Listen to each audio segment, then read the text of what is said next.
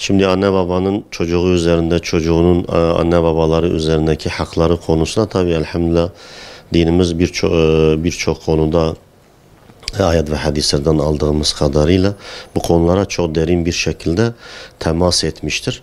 Anne baba hakkı olarak söylersek en başta anne babanın çocuğu üzerindeki hakkı çocuğun anne babasını incitmemesi, çocuğun anne babasını dinlemesi, onlara güzel bir şekilde davranması, ayetin ifadesiyle وَلَا تَقُلْ لَهُمْ uffin, onlara öf bile dememesi bağlamında, onları eziyet etmemesi, onların sözünden çıkmaması, yani gayrimeşru olmayan, bizim haram diye tabir ettiğimiz haram olmayan şeylerin dışındaki bütün emirlerine, bütün isteklerine imkanı dahilinde, gücü nispetinde uyması, onları dinlemesi, onların onurunu ve şahsiyetini zedeleyecek, onlara hakaret edilmesine sebep olacak şeylerden uzak durması gibi başlıklarda biz bunu toparlayabiliriz.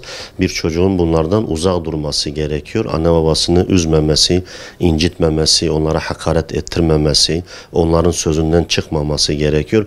Velev hoşuna gitmese bile, velev bazen hikmetini anlamasa bile anne babasını dinlemesi gerekiyor. Çünkü anne babalar tecrübelidir. Anne babalar çocuklarının şeyini istemezler, yani zararını, onların kötülüğünü istemezler.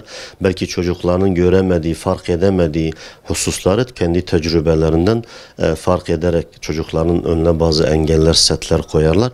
Bunu anlayışla karşılamamız gerekiyor. Diğer yandan baktığımızda çocuğun anne baba üzerindeki hakları da var. Yani İslam buna da temas etmiş.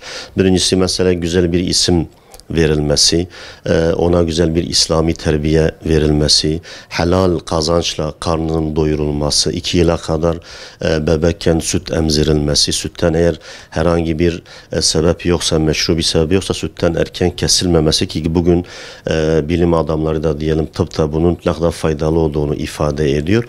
Bundan mahrum bırakılmaması gerekiyor bebeğin küçükken. Ondan sonra ona gerekli işte sanattır, zanaattır, gerekli bazı mesleki şeylerin kazandırılması, mümkünse iyi bir eğitim almasının sağlanması çocuğun anne babası üzerindeki haklarındandır. Güzel bir terbiye alması, at ve binicilik gibi, Peygamber Efendimizin okçuluk gibi Peygamber Efendimiz'den gelen rivayetlerde bir babanın bir annenin çocuğuna öğretmesi gereken artık sanat dalları diyelim günümüz tabiriyle, bu şeylerin çocuğa öğretilmesi, onun üzerinde durulması, sadece hani onun madde boyutuyla değil de sadece karnını doyurmak boyutuyla değil de bir de manevi ruhi anlamda da iyi bir terbiye, iyi bir eğitim almasının sağlanması, üzerinde durulması gerekiyor.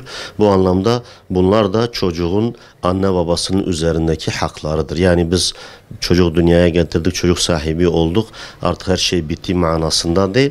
Bizim bu ilişkimiz hem bu dünyada hem de ahirette yine birbirimizden sorumlu olacak düzeyde, sorumlu olacak şekilde devam eden bir ilişki düzeyidir. Sadece bu dünyayla da sınırlı değildir. Bir de bizim inancımız gereği ahiret boyutu vardır bizim bu hayatımızın.